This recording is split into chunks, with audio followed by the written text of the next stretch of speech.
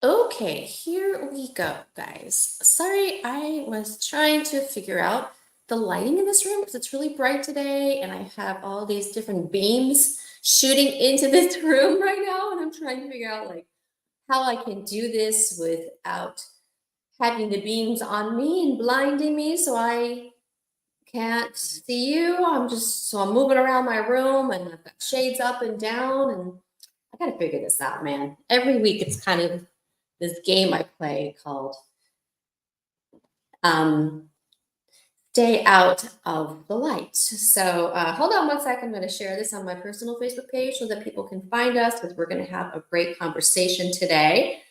Let's see if I can find live here. Here we go. Live. Yep, there I am. I am going to share this. If you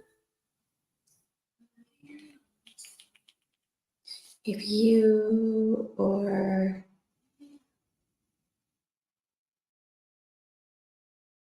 someone you know has lupus, please watch and share. Hi guys, see you joining right now.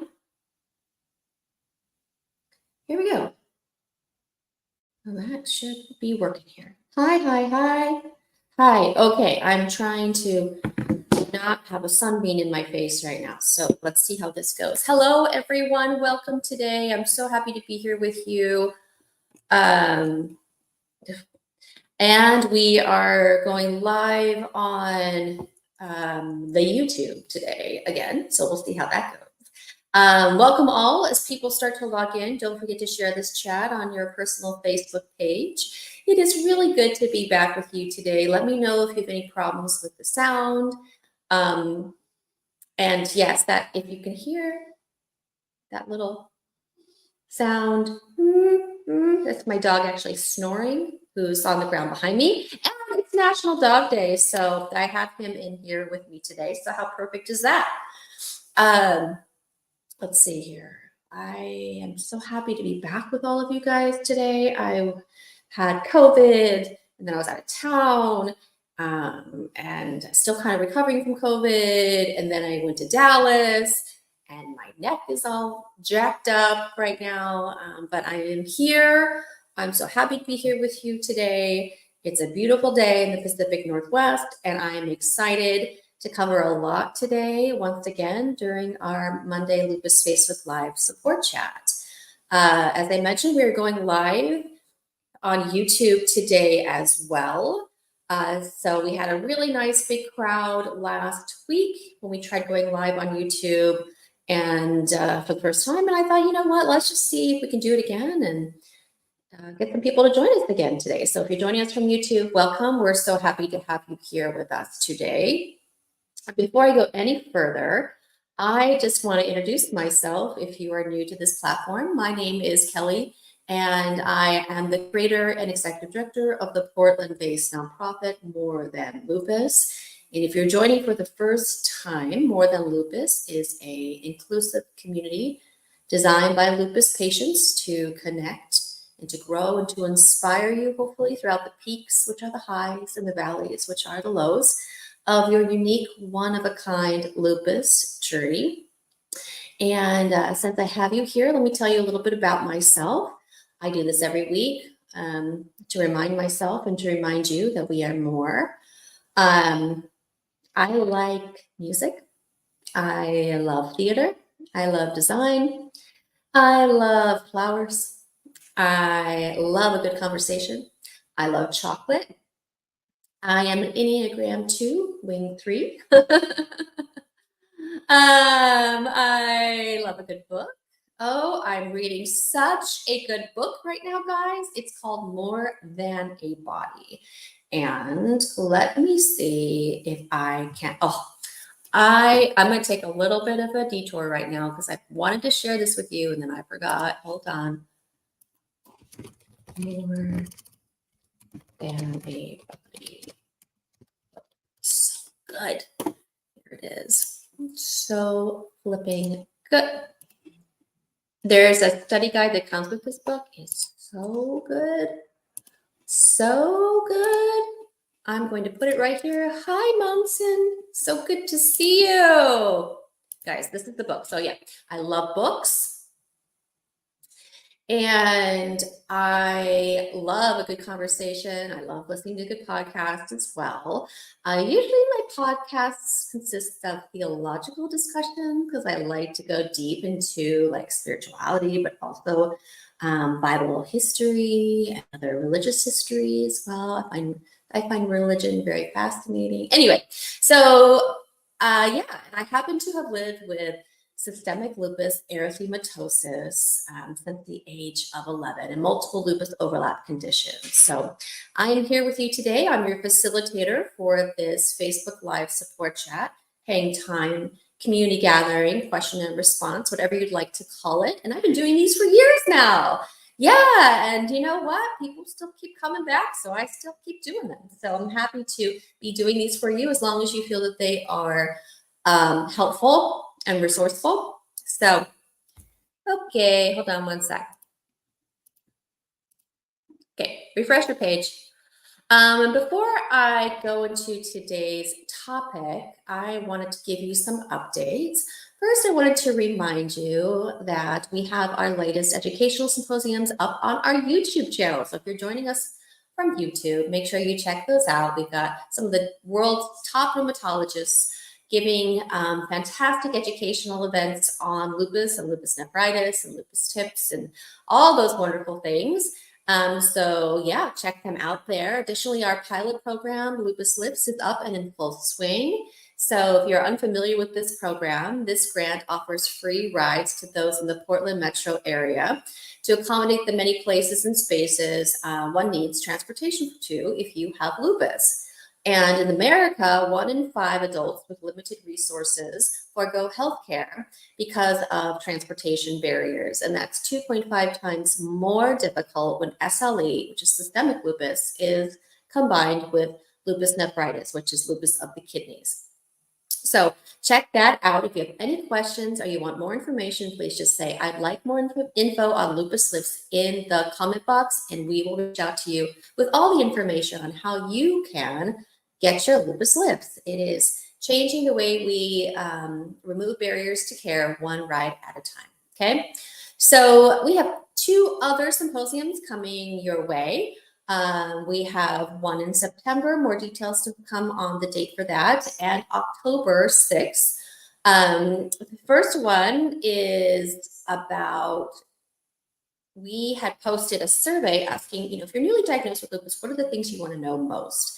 And we took a pie graph with all the responses, and Dr. Thomas agreed to come on with us and answer each one of those questions. And a lot of the questions were like, is there a class I can learn more on lupus? Am I going to die from this? Can I still start a family? What are the treatments? Is it always going to be this bad? What are the things to avoid? How can I set myself up for success? And all of those things will be answered by Dr. Thomas this next coming month. Super excited about that, as well as celebrating Hispanic Heritage Month with a collaboration with Iridia Pharmaceuticals. And we will be doing a Spanish virtual event about lupus and lupus nephritis with Dr. Daryl Dino, who will be the one presenting her entire deck in Spanish. So if you speak Spanish or you know people in your community who would really benefit from this educational event, please let them know. Our infographic and calendar is going out today on this event. Okay, let's see. Oh, and then 2 blogs coming your way. One is about being called brave, living with a chronic illness. And then the other one is about lupus and hair loss. And we spent a lot of time last week talking about lupus and hair loss because it's Hair Loss Awareness Month, August. And so that's going to be coming out. And I want to get both of those blogs done, hopefully by the end of this month. Holy cow, but with me being sick and out of town and just lots and lots of other things happening, it just snuck up on me. So I'm going to try and work on those and get those out this week. So Anyway, let's get to our topic today because I have a lot of information to cover. And please, once again, I want to remind you to share this chat on your personal Facebook page so that people can get connected to community and support and have information that's coming right from the pulse of the lupus patient community. So please share this on your personal Facebook page so that people can find this, because we're going to dive into it today. Okay, actually, let me do my banner. I didn't do one. Hi, guys. Tell me where you're joining from, your name, where you're joining from, and any comments or questions. I will get to those after I get through the topic today. And I'll start at the top of the comments and questions, and I'll work my way down. And hopefully I can get through as much as I possibly can before the end of the hour. Today is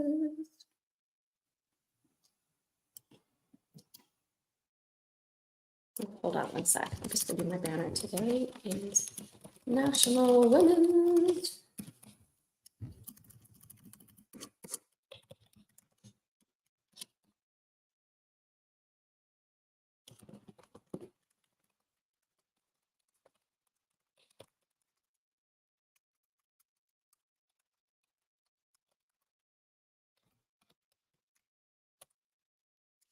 Okay, here we go. That should work now. There we go, guys. Now we have people joining. Hello, hello, hello. Okay, everyone, are you ready for this? I have a lot of information coming your way, and hopefully I can get through most of it. Okay, so today our topic is talking about National Women's Equality Day. So congratulations, today is your day.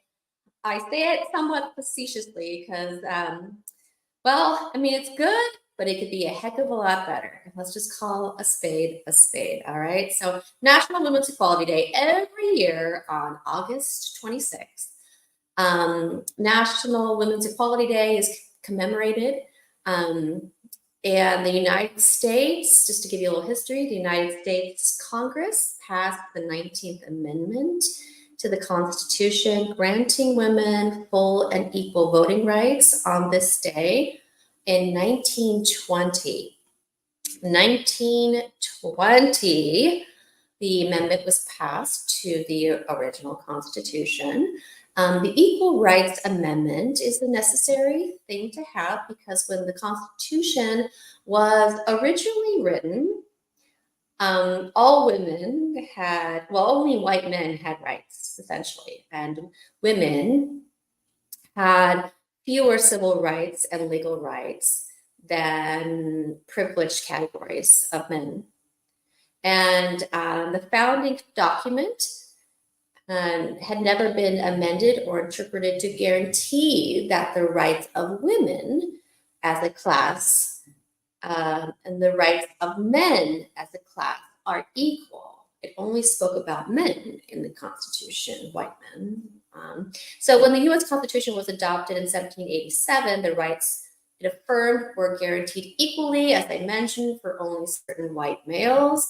And after a bloody civil war and ongoing political struggles, those rights have been extended far more broadly through constitutional amendments and laws and court decisions. However, those rights are not yet guaranteed to equally apply without regard to sex. So the U.S. Senate passed the Equal Rights Amendment on March 22nd, 1972. Not till 1972. The amendment was then sent to the states for ratification, and since then, it has only been ratified by 35 states. So that's short of the 3/4 majority required. So since 1982, Congress has reintroduced the Equal Rights Amendment every session. Did you know that? I did not know that. So women have the right to vote, but per state, the Constitution technically was only ratified by 35 states.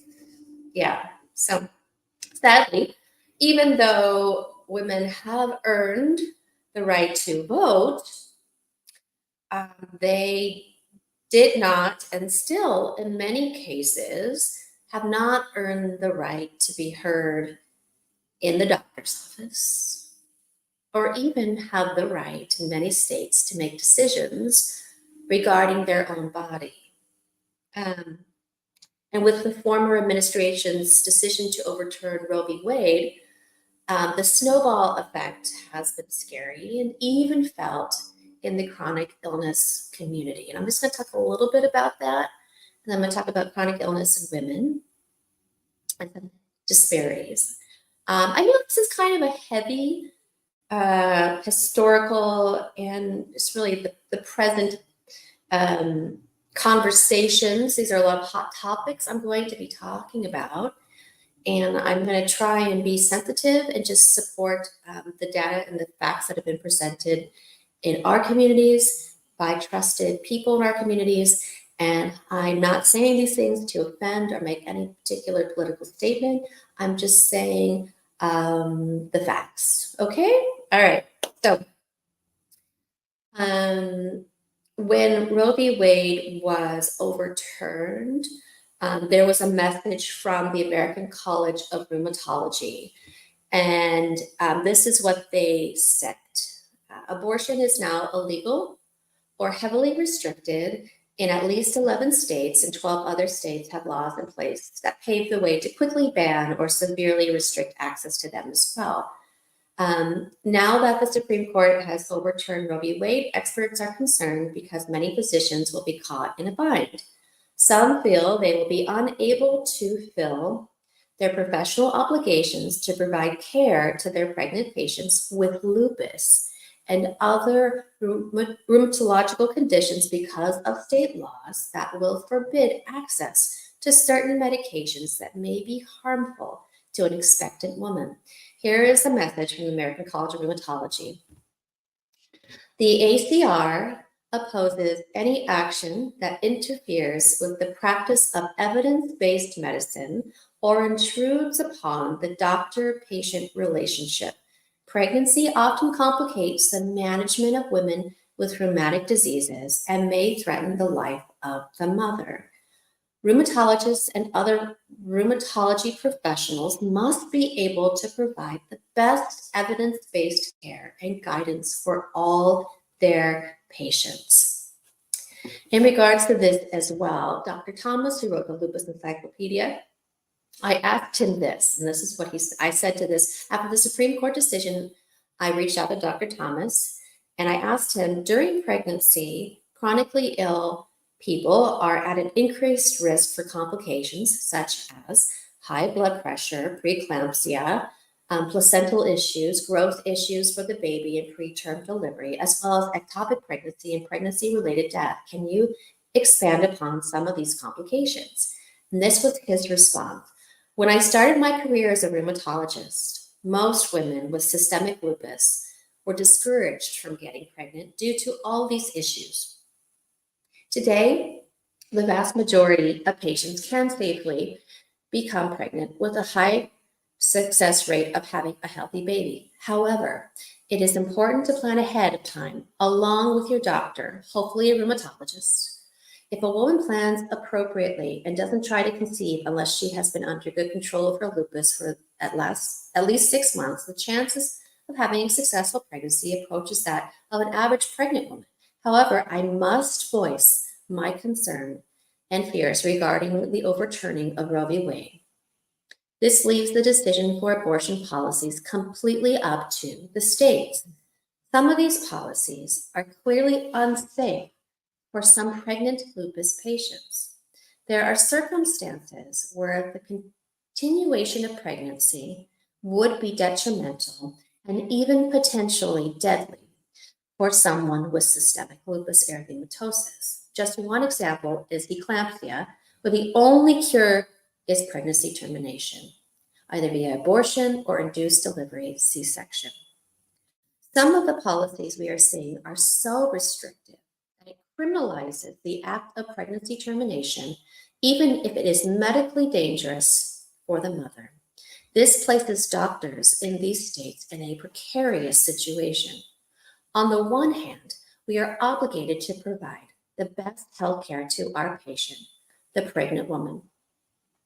However, on the other hand, we are threatened by poorly thought out and dangerous laws that can prohibit the doctor from acting on the woman's behalf, i.e., termination of the pregnancy.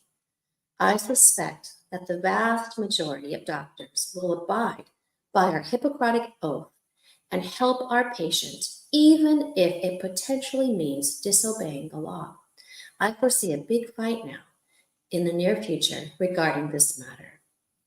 He goes on to state many important facts and tips to have a successful pregnancy following his suggestions in the Lupus Encyclopedia. Let me see, and I'm going to copy this right here so you can read them yourself for more information. Okay? As the creator of a nonprofit, too, that primarily serves women of color with a potentially life-threatening chronic illness, such as lupus and lupus nephritis, this ban is particularly alarming.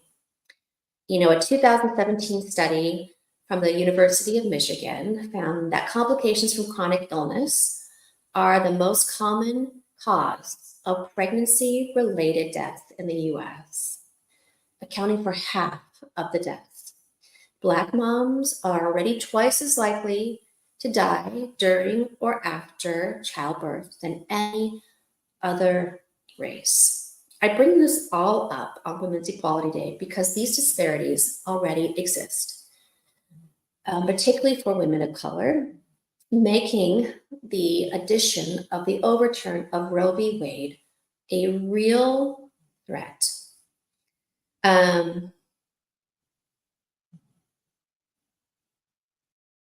We're talking about people who are already marginalized, and when these barriers to care and with the restrictive abortion laws and limits to access to healthcare and lack of choices for effective birth control, this is going to continue to be a problem.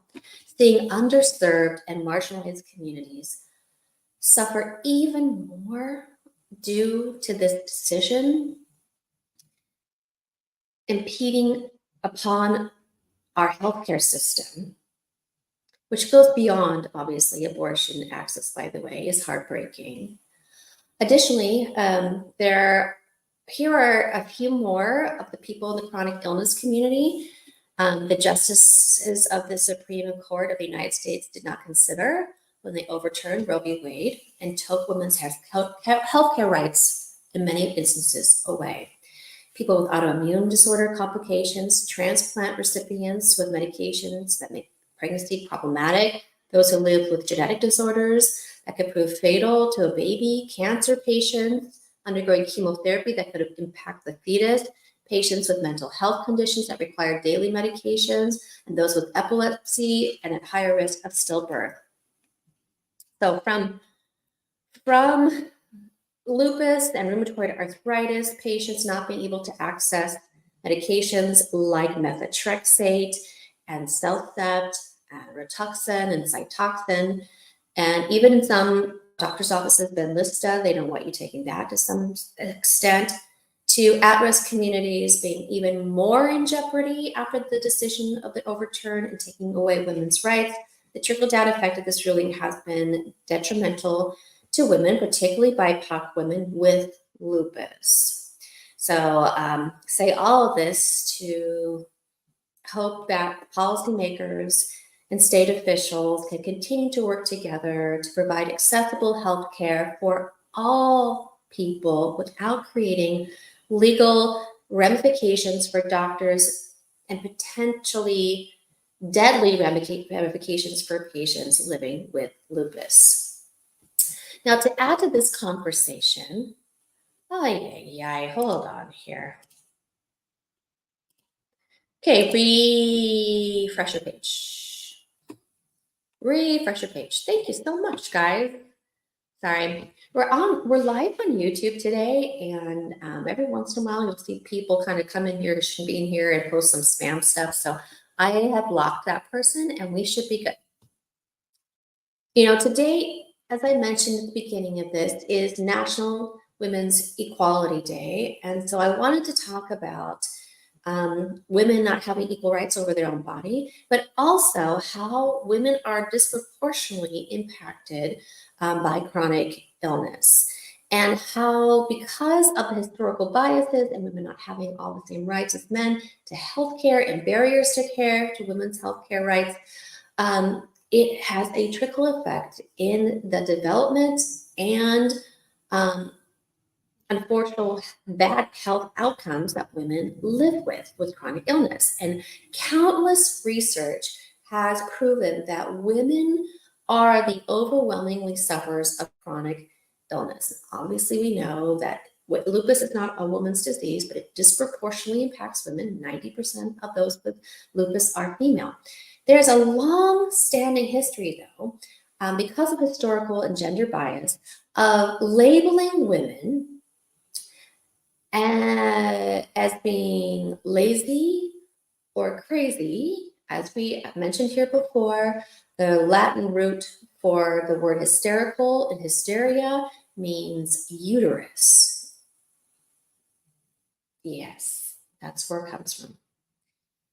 Historical bias against women and modern medicine's disliking too of the murky waters of chronic illness makes it so easy for women to not have their rights in the doctor's office and to be dismissed. And even today, women who obviously endure the majority of autoimmune disorders find themselves being mishandled and their conditions misdiagnosed as psychosomatic, hysteria, relational, anxiety-related, depression-induced, or caused by that time of the month, right?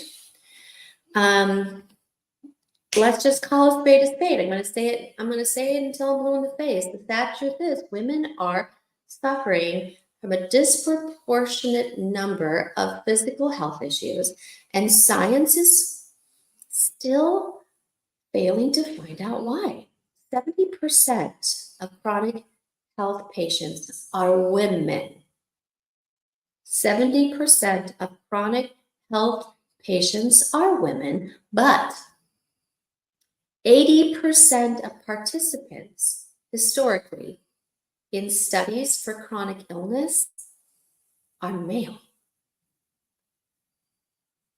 You know, a wide range of long-term conditions are more prevalent in women than in men, including autoimmune diseases like lupus, like rheumatoid arthritis, fibromyalgia. 80 to 90% of people with fibromyalgia are female. Sjogren's syndrome, pain disorders. And though women are, oh gosh, did that go? Is that gone? Oh my goodness. Okay, refresh the page, guys. Sorry about that. I have so many notes today, and I hope I can stay on track here because I got a lot to say. Women are more impacted by poor health outcomes, but according to the Autoimmune Association of America, about half of autoimmune patients that are women were labeled at some point in the early stages of their illness as hypochondriacs. So almost half, and I want to know, was this you? Did someone say it was all in your head? Or maybe you are anxiety prone, or it's that time of the month. I remember an old doctor of mine, I had started a nerve pain medication. I actually think it was Lyrica. I tried both because I've had nerve pain complications from my illness and from my neck for many years. And I first tried Lyrica and then I tried gabapentin. I didn't really like either one of them, to be honest with you, because of the side effects. And when I went on Lyrica, I told my doctor at the time that I felt I was having anxiety that was induced from this medication because it kind of came out. And all of a sudden, I was kind of like fearful of things I was never fearful of before. I said, I think it's the medication. And my doctor told me, because at the time I was doing theater, that, well, you are just you are a actress, and actors tend to be dramatic and have more anxiety than normal people. That's what I was told. And I was like, what? No. And guess what? I stopped the medication and the side effect went away. So, yeah. Ugh. Has that happened to you before? I'm curious. Um, So 50% of chronic illness patients, according to the Autoimmune Association, have been labeled as hypochondriac in the earliest stages of their illness. And there's a book on chronic illness called the Chronic Kingdom, which I love, by Megan O'Rourke. And she interviewed 100 women, all of whom were eventually diagnosed with an autoimmune disease or another chronic illness. And in her findings and her research, more than 90% have been encouraged to seek treatment for anxiety or depression by doctors who told them there was nothing medically wrong with them. Yeah. In many ways, women face unique health challenges compared to men, however, have less healthcare access than men.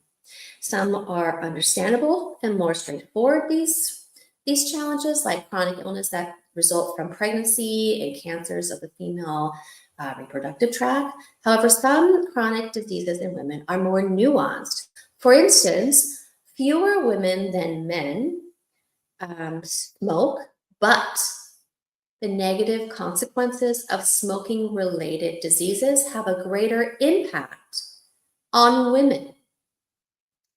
Other conditions, such as like migraine headaches, affect women at a higher rate than men. There was a report by the British Medical Association that women live longer than men, but spend a greater proportion of their life in poor health than men. So we live longer, but we have worse health than men. In this study, here, I'll post it here. In case you wonder, this is from the, no, I didn't want to do that. Hey, what's that? No, thank you. Wonder if I can, hold on. I just got sent to a different screen. I need to be able to see you here. Hold on.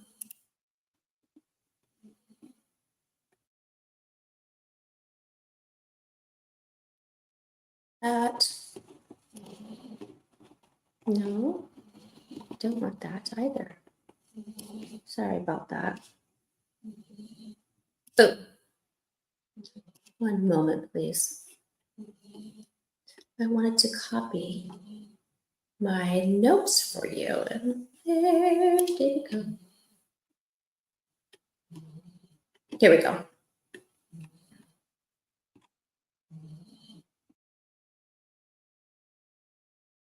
Yep. Okay. Did that go? There it go.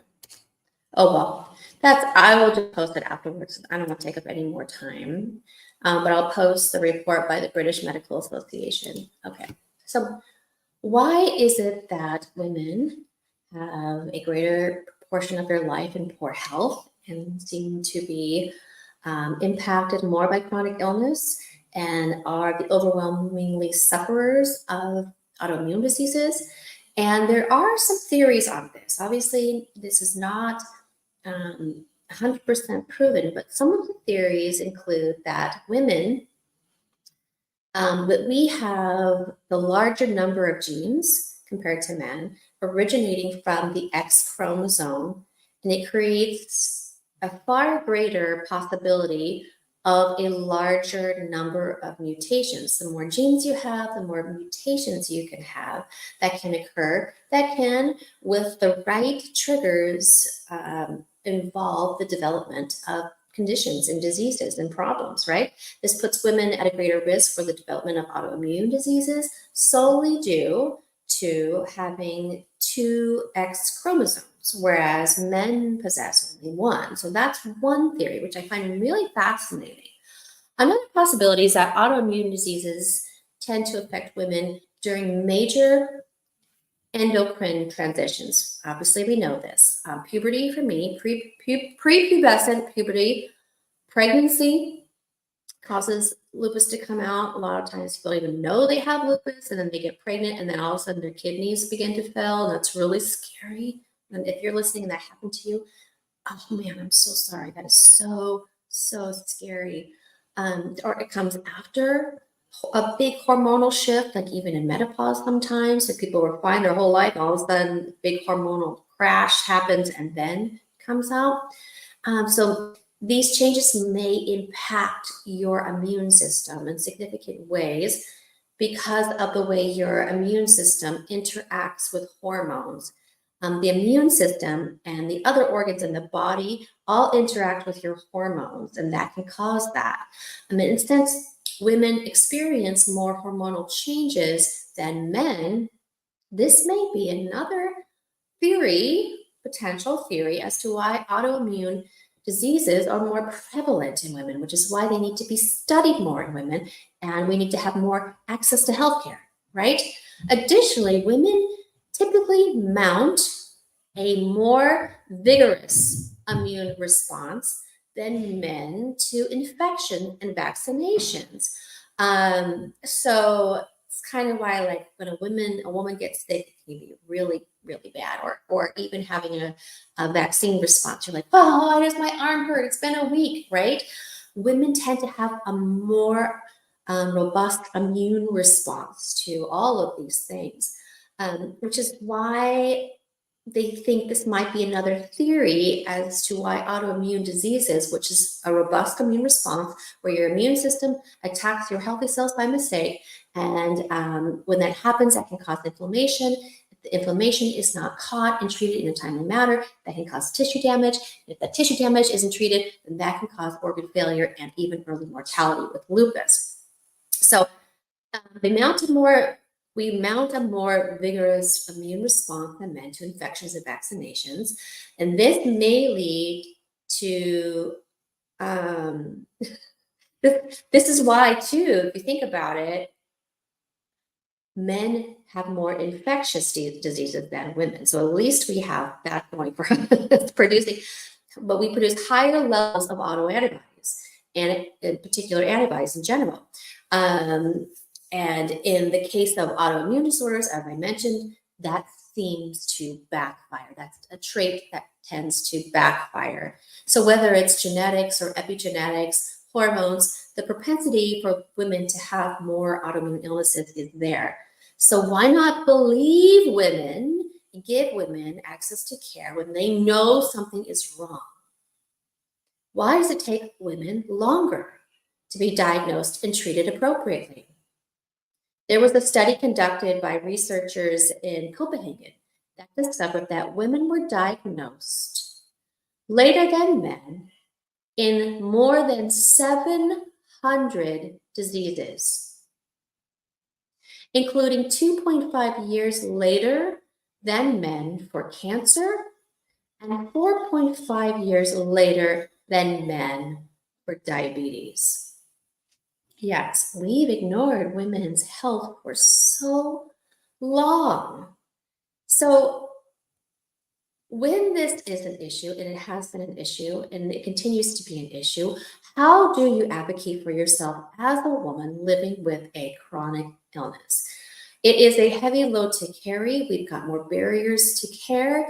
And with the overturn of Roe v. Wade and certain medications in the lupus and autoimmune community, being either stopped or taken away or restricted, we need to know how to advocate for ourselves. It's important to remind yourself that though doctors are experts in certain fields, you are the top expert in your body. And you know your body, you know when something's not right. You know when something's impacting your quality of life. And if you feel that a medical professional is unable to address your symptoms, your complaints, ask for a second opinion. I know this is easier said than done. And if you live in an area where you do not have access to care, or you have other social detriments to health that are impeding upon you getting the right health care, I understand. Do what you can with what you have to be your best advocate. Here are some tips, okay? As a woman with a chronic illness, I have learned things that have hindered me and I've learned things that have helped me. One of the first things I will tell you here, and I've said this many times before, is to make your moans measurable. What that means is chart your symptoms, track your things that are happening in your body, and be very specific. Include descriptions of your symptoms before you go to the doctor or medical professional, when they occurred, how severe they were, and how long they lasted. Are you having chest pains every night? Have you not been able to sleep for 6 weeks? Where you can't turn your head to the left, but you can turn it up and down. That's me for now. All of these things, how bad they are, when they started, where they occurred, how long they lasted, and the changes that you've noted. Yes. Make your moans measurable. Okay? Another thing, keep an account of all your laboratory testing, all your imaging, and other diagnostics that were run on you. No matter how old they are, they need to know. Why? Because 20% of lupus patients, when treated appropriately with hydroxychloroquine and other lupus medications, will have some tests in the beginning at diagnosis be very positive. And then those tests can go negative. And what can happen is if you are maintained in a good spot with your medications and you move, or your rheumatologist retires, or something happens and you need to see a new one, your insurance changes, they're going to want to do testing. And if you don't have that original lab work that shows how messy and positive everything was for lupus, they might question your diagnosis. And heaven forbid they stop your treatment regime that had you in a good place. This happens a lot. So keep an account of your laboratory testing. That original positive ANA titer that was off the charts, show it, even if it is 10, 15, or 20 years old. Those original, that original kit that had all your antibody testing come back positive, show it. The imaging, show it. Anything else, keep it on your files and keep it ready, and make sure you share, if you don't have it with you, the findings. Also, come with questions to your doctor's appointment. If you run out of time, use your doctor's online portal to pose any missed questions or follow-up questions. There was a study that said that doctors redirect their patients like every 30 seconds. Okay, make sure your voice is heard and circle back. You're going to want to prioritize 3 top things, but if you have more than 3, you, by golly, you get them in if you can. If you can't, you send them a message in your portal. Okay. Let's see here. I just lost my notes here. I'm almost there. Okay, here we go.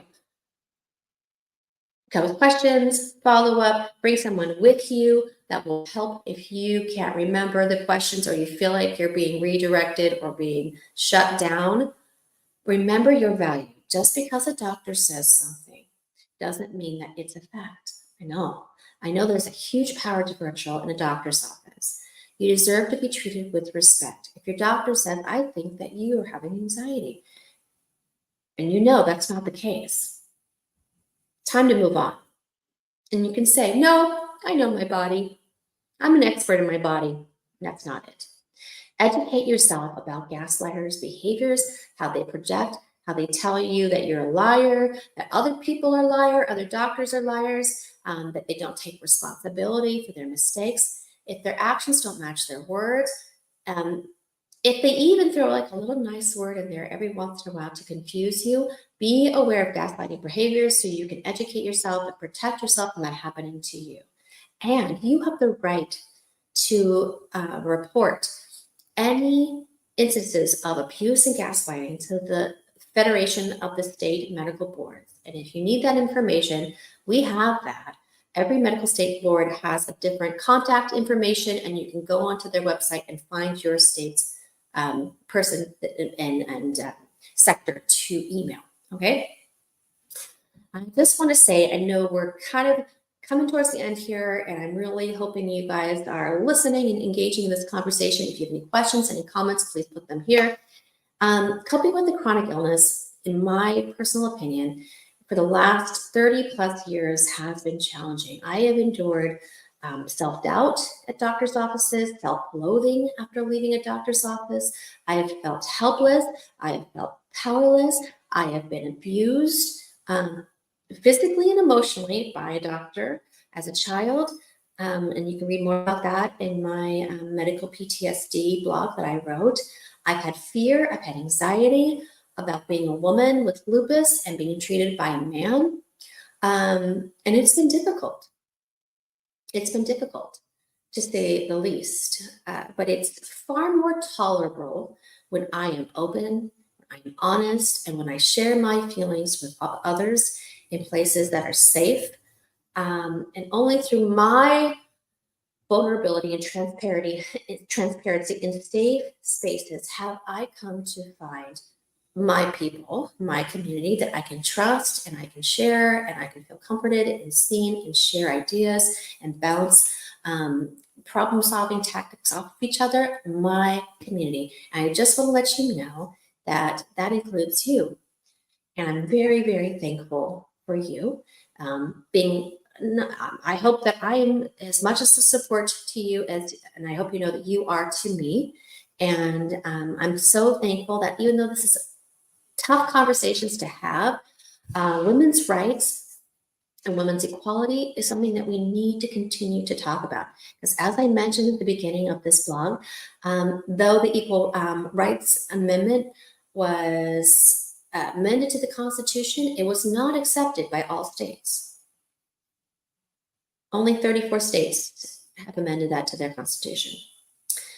And so, depending on what state you live in, your rights as a woman and your healthcare rights may vary.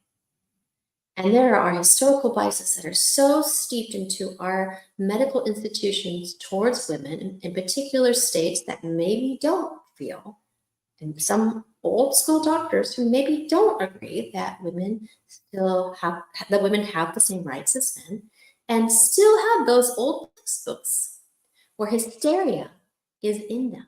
And that is how they went to medical school. I don't think hysteria was removed from the being taught in medical institution until like the 80s. I'm pretty positive. In fact, let me see if I can find that real quick, because I pulled it up. I pulled it up to look, but then I thought, oh, this is just too much. I don't want to have all of this here because I am going to, here we go. Oh, it was 1980. 1980, when hysteria was officially deleted from the Diagnostic and Statistical Manual of Mental Disorders. Yes, hysteria is what they call deranged women and all things that are characteristically female. Yeah, this is not special. Now we're like, now where'd you go? Lost you. Here we go. Yeah, can you believe that? Yes. Ay. Okay, guys. Last week I had no issues with spammers on YouTube, and this week it has not been the case. Holy cow. So just want to remind you that we will have 2 blogs coming your way as we wrap up this hour-long session. I want to give you a poem that I have mentioned a few times here. To my precious women living with chronic health conditions, this is for you. Continue to fight for your rights. Continue to make your voices heard. Happy National Women's Equality Day. And let me read you this. And this is from Dinah Crack. And I love this, and I've read this before. And it says this: oh, the comfort, the inexpressible comfort of feeling safe with the person, having neither to weigh thoughts nor measure words, but pouring them all right out, just as they are, chaff and grain together, certain that a faithful hand will take and sift them, and with the breath of kindness blow the rest away. So thank you for those that keep me safe here, my faithful friends of love, that carry you in your circles and me in my circles, that have that breath of kindness. And whatever you're feeling today that's not within that circle, blow the rest away. Okay, guys?